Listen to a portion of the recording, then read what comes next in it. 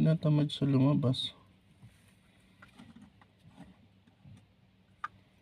Ayun, okay, nakain niya. Wala. Kinukuha niya isa-isa lahat.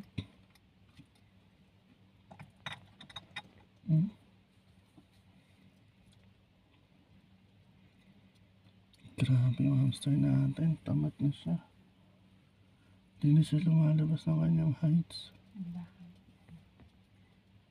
Nagdadamdam kasi alam niya aalis na naman tayo. Gusto niya na naman. Kain lang siya talaga. Kain lang siya dun sa loob. Tumulog. Kumakain lang siya dun sa loob.